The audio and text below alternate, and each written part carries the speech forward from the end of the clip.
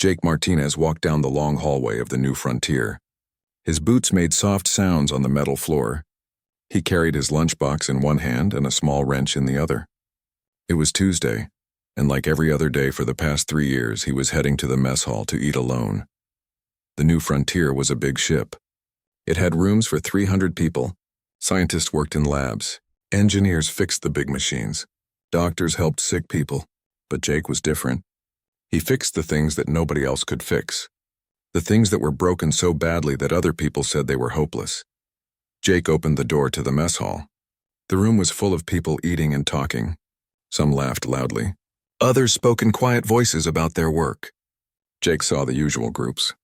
The scientists sat together at their table. The security team had their own corner. The navigation crew always took the table by the big window that showed the stars.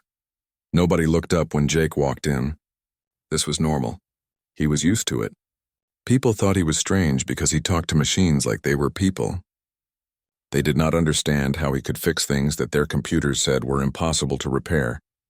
Jake got his usual turkey sandwich from the food machine. He picked up a cup of coffee and walked to his table. It was a small table near the back of the room. He had been sitting there every day for 3 years. The chair across from him was always empty. He sat down and unwrapped his sandwich. Through the big window, he could see Kepler Station. It was huge, like a metal city floating in space. Ships came and went all day long. Some were human ships like the New Frontier. Others belonged to alien races that Jake had never met. Jake took a bite of his sandwich and thought about the morning's work. The water recycling system on Deck 7 had been making strange noises. The chief engineer had run every test he could think of. The computer said all the parts were working fine. But Jake knew better.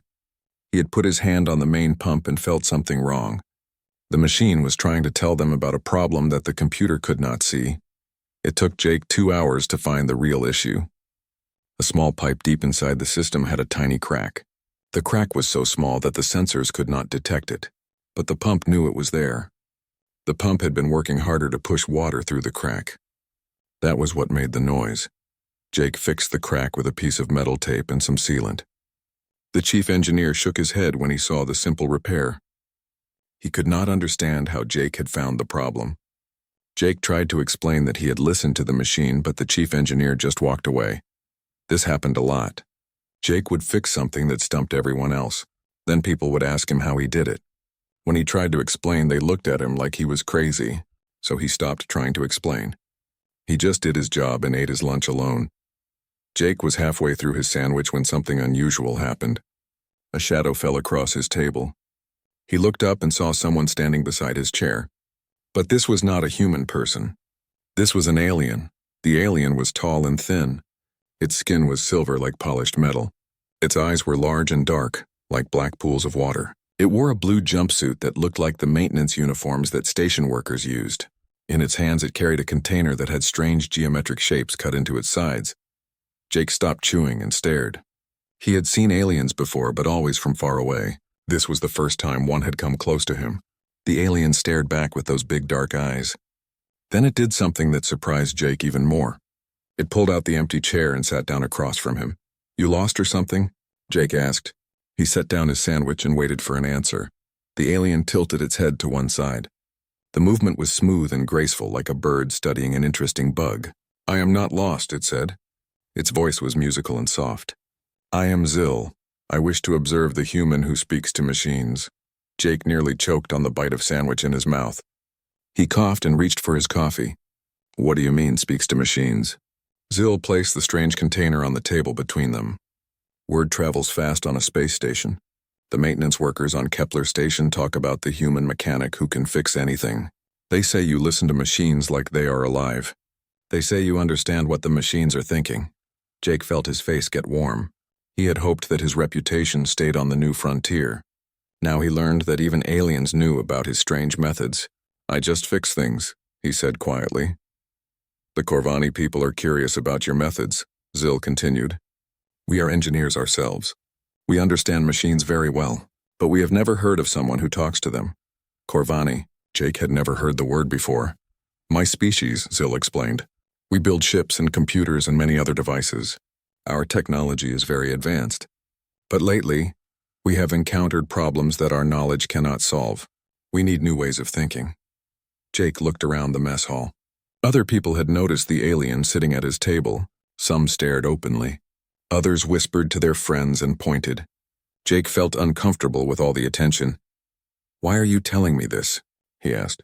Zill opened the container it had brought. Inside was food that looked nothing like Jake's sandwich. The pieces were blue and green and moved slightly, like they were alive. "Because," Zill said, picking up one of the pieces with long silver fingers, "we may need your help with something very important. Something that affects all the races in this galaxy." Jake stared at the alien food. Then he looked at Zill's large dark eyes. He had eaten lunch alone every day for 3 years. Now suddenly he had company, strange company that brought stranger news. "What kind of help?" Jake asked. Zill took a small bite of the moving food. "That is a long story. Perhaps we should start with smaller things. Tell me, Jake Martinez, how do you know when a machine is in pain?" Jake's sandwich suddenly tasted like cardboard. He set it down and looked at this alien who somehow knew his full name.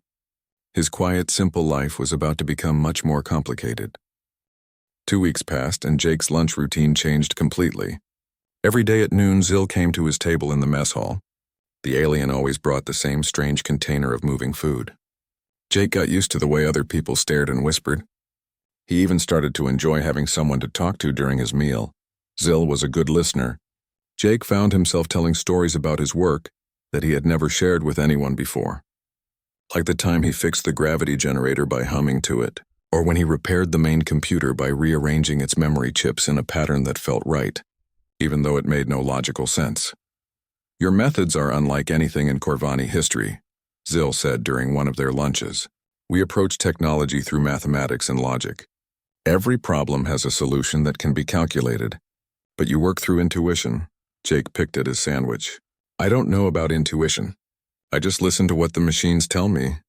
"But machines do not speak," Zill pointed out. "They have no voices." "Sure they do," Jake replied. "They vibrate. They make sounds. They get warm or cold. They pull more power when they're struggling. If you pay attention, they're always talking." Zill considered this. Perhaps the problem is that most people do not know how to listen. During their conversations, Jake learned more about the Corvani. They came from a world covered in crystal cities. Their technology was thousands of years ahead of human science. They could travel between stars in days instead of months. Their computers could solve problems that would take human machines years to work out. But Zill also told Jake about their current problem. The Corvani ship Ethereal Dawn was stuck at Kepler Station. Its main engine had stopped working 3 weeks ago. The ship's best engineers had tried everything they could think of. They ran diagnostic tests for days. They replaced parts that looked worn out. They even took the whole engine apart and put it back together. Nothing worked. "Without our engine, we cannot return home," Zill explained. "Our families will worry. Our work will be delayed. We are desperate for a solution." Jake listened to this story while watching Zill eat the strange moving food. He had gotten used to the way it wiggled when the alien picked it up. "Have you asked the human engineers for help?" "Yes," Zill said with what Jake thought might be sadness. "Your people are skilled, but they do not understand Corvani technology. The engine uses quantum fields that human science has not discovered yet. Your engineers can only suggest replacing the whole system, which would take months and cost more money than we have." After lunch that day, Jake went back to his workshop on Deck 12. It was a small room filled with tools and spare parts. He had collected broken machines from all over the ship. Most people thought it was junk, but Jake saw potential in everything. A broken scanner might have a good power supply. A damaged communication device might have useful circuits. Jake sat at his workbench and thought about Zill's problem. He had never worked on alien technology before. Human machines were familiar to him. He understood their patterns and rhythms, but could he listen to a machine built by a completely different species? The next day, Jake made a decision. When Zill sat down for lunch, Jake had a proposal ready. "I want to see your engine," he said without his usual greeting. Zill stopped with a piece of food halfway to its mouth. "You wish to examine the Ethereal Dawn?" "If you think it might help," Jake replied.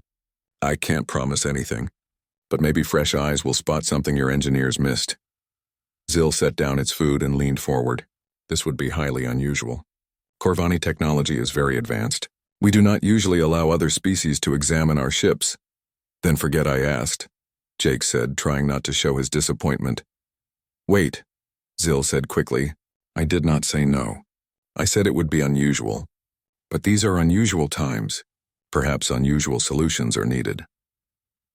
That afternoon, Jake found himself walking through the docking bay toward the Corvani ship. The ethereal dawn was beautiful in a way that human ships were not.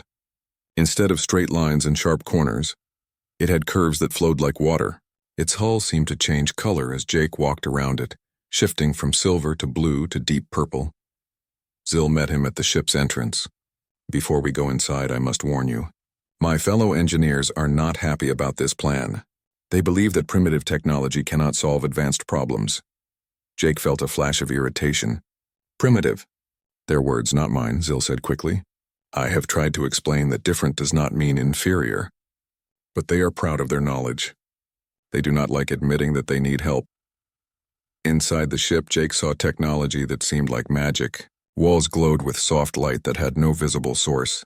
Doors opened without buttons or handles, responding to the presence of anyone who approached. The air smelled clean and fresh like a forest after rain. 3 Corvani engineers waited in the engine room. They looked similar to Zill, but their expressions were clearly unhappy. One of them spoke in the musical Corvani language. Zill responded in the same language, and Jake heard his name mentioned several times. They want to know if you have any training in quantum mechanics, Zill translated. No, Jake admitted. I barely passed basic physics in school. The Corvani engineers made sounds that Jake guessed were not complimentary. One of them gestured toward the engine and spoke again. They say the problem is too complex for simple solutions, Zill explained. Jake walked over to the engine. It was unlike anything he had ever seen. The device floated in the center of the room without any visible support. It was shaped like a crystal, but its surfaces moved and shifted constantly. Colors flowed across it like oil on water. Jake could hear a low humming sound coming from somewhere inside it. He placed his hands on the engine's surface. It felt warm and smooth like polished stone. The humming got louder, and Jake felt vibrations running up his arms. The Corvani engineers made shocked sounds and stepped backward. What is wrong? Jake asked. The engine has not responded to touch for weeks, Zill said quietly. It has been completely silent. But now it sings. Jake closed his eyes and listened. The humming was not random. It had patterns like music. But the music sounded wrong somehow. It reminded Jake of a piano with several keys out of tune. The melodies were there, but they did not harmonize properly. I think I know what's wrong, Jake said, opening his eyes. It's not broken.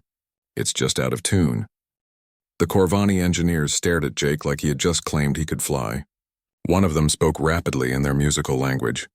Zill listened and then translated. Engineer Kith says that quantum engines cannot be out of tune. They work on mathematical principles, not musical ones. Jake kept his hands on the engine's surface.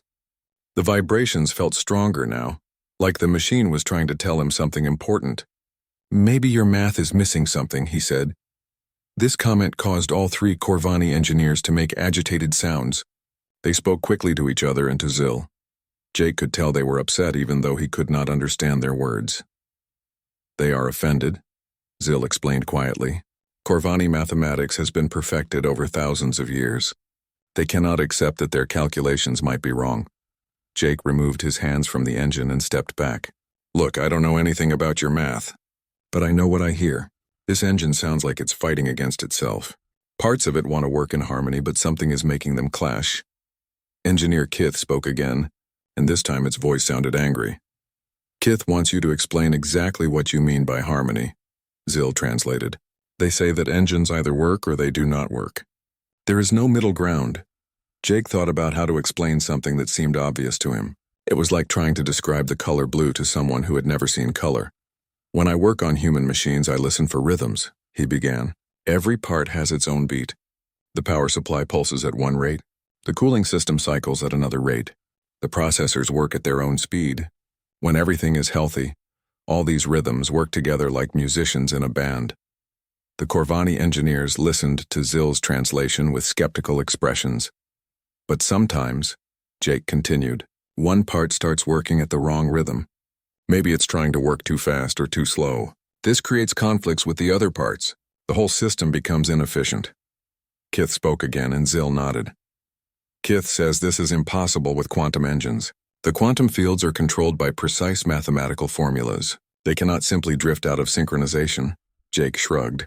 Then explain why your engine isn't working. For the first time since Jake arrived, the Corvani engineers had no immediate answer. They looked at each other uncertainly. One of them walked over to a control panel and pressed several buttons. Numbers appeared in the air above the panel, written in symbols that Jake could not read. The engineer spoke to Zill, who nodded and turned to Jake.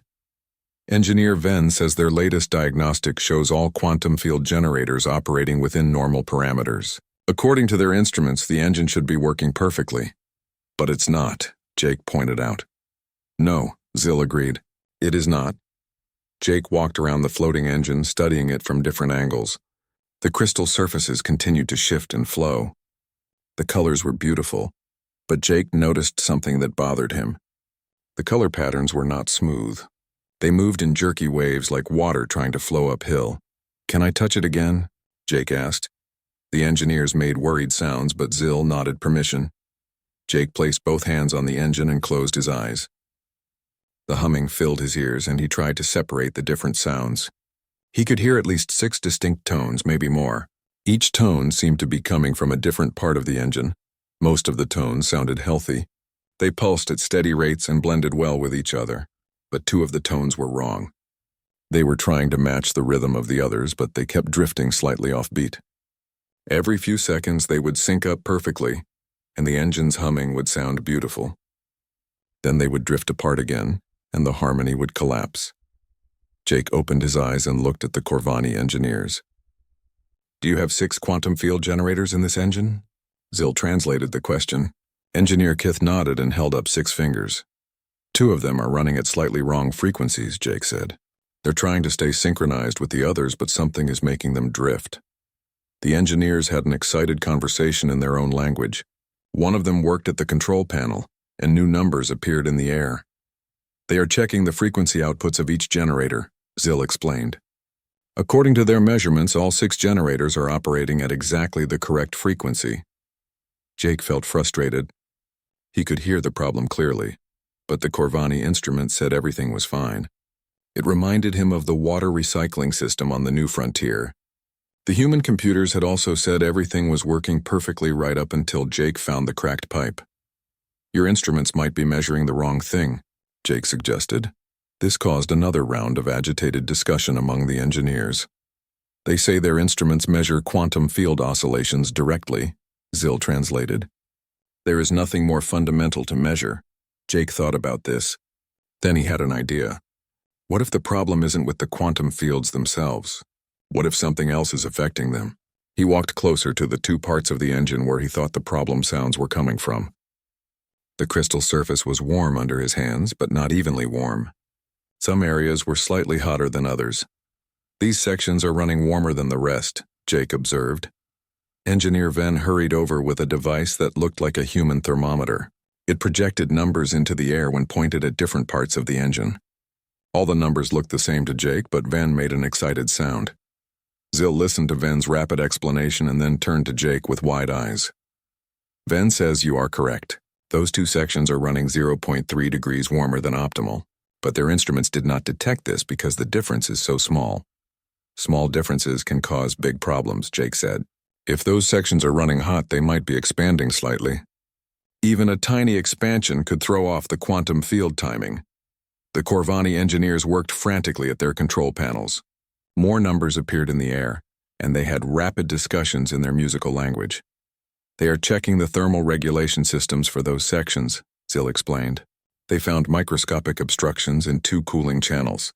The blockages are so small that the diagnostic systems classified them as normal variations. Jake smiled. Sometimes the smallest problems cause the biggest headaches. It took the Corvani engineers 2 hours to clear the microscopic blockages. They used tools that Jake could not identify and techniques that seemed impossible. But when they finished, Jake could hear the difference immediately. He placed his hands on the engine one more time. The humming was perfect now. All 6 tones blended together in beautiful harmony. The crystal surfaces flowed with smooth color patterns. The engine seemed to pulse with contentment. Try starting it now, Jake suggested. Engineer Kith pressed a control, and the engine came to life. It rose higher in the air and began to rotate slowly. The humming grew louder and richer. Jake could feel power flowing through the machine like blood through a heart. The Corvani engineers made sounds of joy and amazement. They spoke rapidly to each other and to Zil. Some of them bowed toward Jake. "They are thanking you," Zil translated. "They want to know how you detected a problem that their most sophisticated instruments missed." Jake shrugged, feeling embarrassed by the attention. "I just listened to what the machine was trying to tell me." Later, as Jake walked back to the new frontier, he thought about what had happened. He had fixed an alien machine using the same methods he used on human technology. This suggested that the ability to listen to machines might be universal, not limited to any single species' devices. But Jake also wondered why the Corvani had really brought him to see their engine. Zil had mentioned that they needed help with something very important. Fixing a single ship's engine did not seem important enough to warrant all the attention he had received. That night, Jake could not sleep. He kept thinking about Zil's words from their first meeting, something about problems that affected all the races in the galaxy, problems that required new ways of thinking. Jake had a feeling that his simple life as a ship's mechanic was about to become much more complicated. Jake woke up the next morning to find his door chime ringing constantly. When he opened it, he saw a line of people stretching down the hallway. But these were not all humans. He recognized at least 4 different alien species standing in line outside his quarters.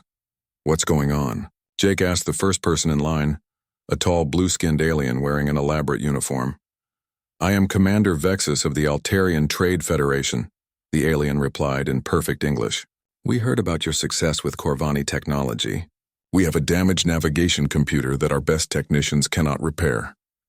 Jake looked past Commander Vexus at the rest of the line. A red-skinned alien with 4 arms waved at him. Behind that one stood a creature that looked like a walking tree. At the end of the line, he could see what appeared to be a robot. "How did you all hear about yesterday?" Jake asked. "Word travels fast on a space station," Commander Vexus replied, "especially when it involves someone who can fix the impossible." Jake felt overwhelmed. He had fixed exactly 1 alien machine, and now half the galaxy seemed to want his help. "I have to go to work," he said weakly.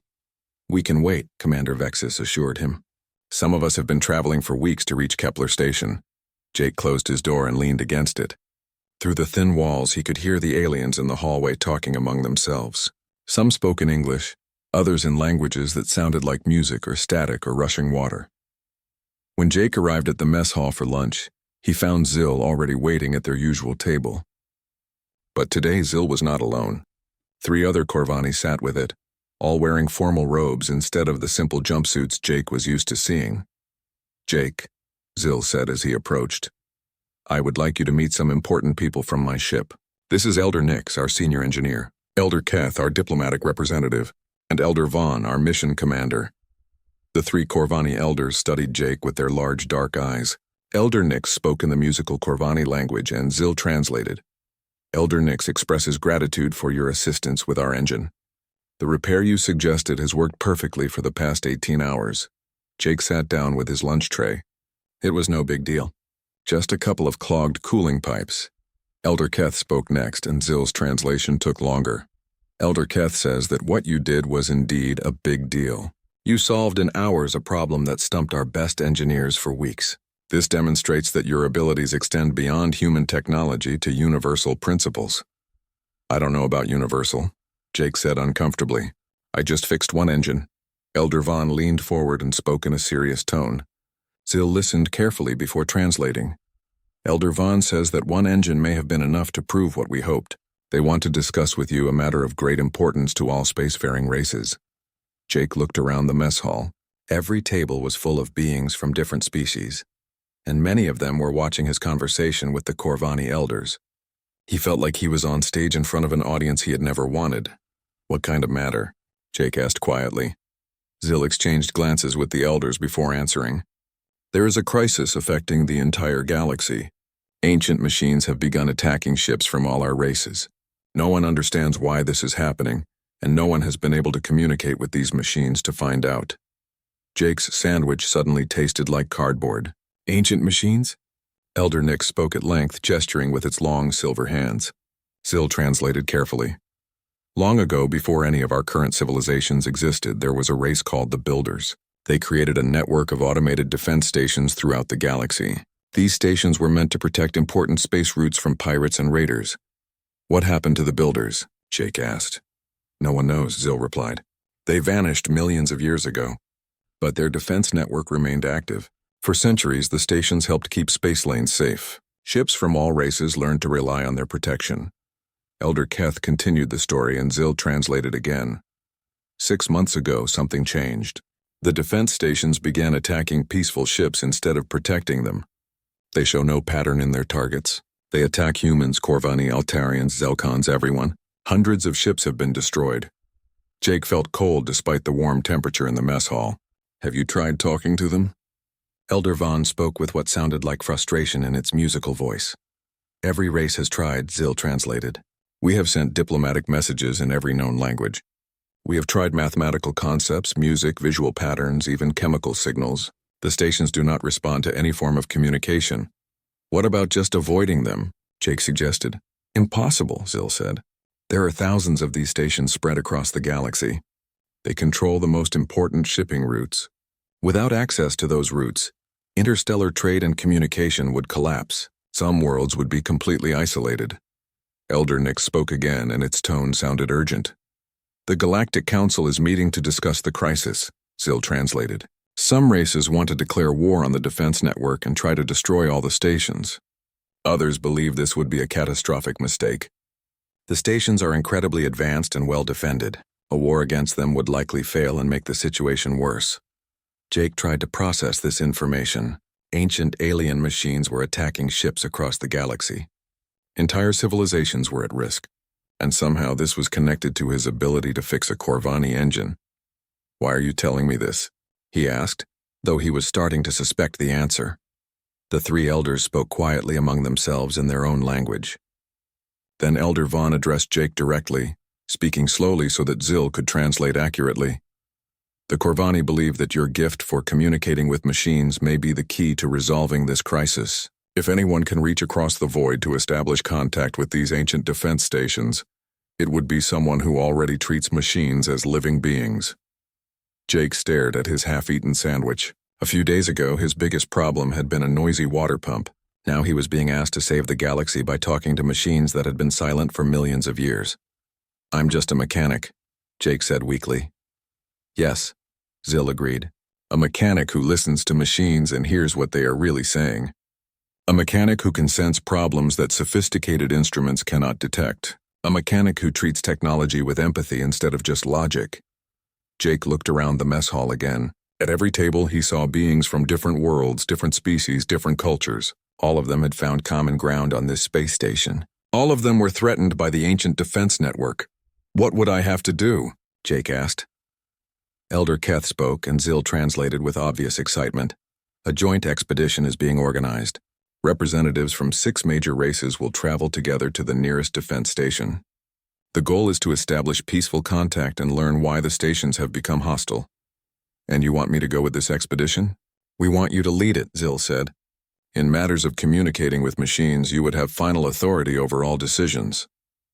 Jake thought about the line of aliens outside his quarters that morning. He thought about Commander Vexus and the damaged navigation computer. He thought about the walking tree and the robot who had traveled across space to ask for his help.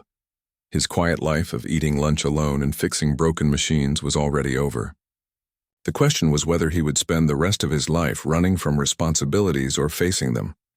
Jake took a deep breath and looked at the 4 Corvani sitting across from him. When do we leave? 3 days later, Jake found himself aboard the Unity, a ship unlike anything he had ever seen. The vessel had been built specifically for this mission, combining the best technology from 6 different species. The hull was made from Altarian smart metal that could repair itself. The engines used Corvani quantum drive technology. The navigation system came from the tree-like Yggdrani, who were known as the best pilots in the galaxy. Jake's quarters were larger than his entire workshop on the new frontier. But he barely noticed the luxury. His mind was focused on what lay ahead. Somewhere in the darkness of space, an ancient defense station waited. A machine built by a vanished race, now turned hostile for reasons no one understood. The expedition team was small but carefully chosen. Captain Lisa Monroe represented humanity, along with 2 other human crew members. Zill spoke for the Corvani, accompanied by Elder Nix. Commander Vexus led the Altarian delegation. The Yggdrani sent an ancient being called Rootkeeper Tal. The crystalline Zelkons were represented by an individual who called itself Harmony of Stones. Even the robotic Nexus Collective had sent an ambassador, a sleek machine that identified itself as Unit 47. Jake felt overwhelmed by the responsibility. These beings represented billions of their people. They were trusting him to solve a problem that their greatest minds could not understand. On the 2nd day of their journey, Captain Monroe called a briefing in the ship's main conference room. A holographic display showed their destination, a defense station designated as Outpost Sigma 9. "We'll reach the station in 18 hours, Captain Monroe announced. "Our sensors show it's a large structure, roughly spherical, about 2 kilometers in diameter. It appears to be made from the same unknown material as all builder constructs." Elder Nix activated another display that showed energy readings. "The station is definitely active. We can detect massive power signatures and complex quantum field fluctuations, but it has not responded to any of our communication attempts." Commander Vexus looked worried. "What if it attacks us the moment we arrive?" "Then we retreat immediately," Captain Monroe replied. "Our first priority is survival. We can't help anyone if we're destroyed." Jake studied the images of Outpost Sigma 9. The station looked organic, like a giant egg floating in space. Its surface was covered with intricate patterns that seemed to shift when he was not looking directly at them. "Has anyone considered that the station might not be malfunctioning?" Jake asked quietly. The room fell silent. All eyes turned to him. "What do you mean?" Zill asked. Jake chose his words carefully. "Every time I fix a machine, I try to understand what it was designed to do. Maybe these stations are doing exactly what they were programmed to do. Maybe something changed that made their original programming seem hostile." Unit 47's mechanical voice responded. "Our analysis suggests a malfunction in their target identification systems. They are attacking ships they should recognize as peaceful." "But what if they do recognize the ships as peaceful?" Jake continued. "What if they're attacking for some other reason?" Rootkeeper Tal spoke in its slow, creaking voice. "Explain your thinking, young human." Jake stood up and walked to the holographic display. "The stations were built to protect space routes. What if they think they're still protecting those routes but from a different kind of threat?" "What threat could peaceful merchant ships pose?" Harmony of Stones asked, its crystalline voice ringing like wind chimes. Jake thought about all the broken machines he had repaired over the years. Sometimes the problem was not what the machine was doing wrong, but what it was trying to do right in impossible circumstances. "I don't know," Jake admitted, "but I think we need to approach this differently. Instead of trying to make the station stop attacking, maybe we should try to understand why it started." 18 hours later, the Unity dropped out of faster-than-light travel near Outpost Sigma 9. Jake stood on the bridge, staring at the massive structure through the main view screen. It was even more impressive in person than in the holographic displays. The station hung motionless in space, its organic curves catching the light from a distant star. Jake could see weapons ports along its surface, dark openings that could unleash devastating firepower. But the weapons remained silent as the Unity approached. "No response to our hails," reported the communications officer. "The station appears to be scanning us, but it's not powering weapons." Jake made a decision that surprised everyone, including himself. "I want to go over there." "Absolutely not," Captain Monroe said immediately. "It's too dangerous." "But it might be the only way to establish real communication," Jake argued. "I can't listen to the machine properly from here. I need to make physical contact with it." The debate that followed was intense. Every species representative had concerns about sending Jake alone to the station, but eventually, they agreed that it might be their only hope of success.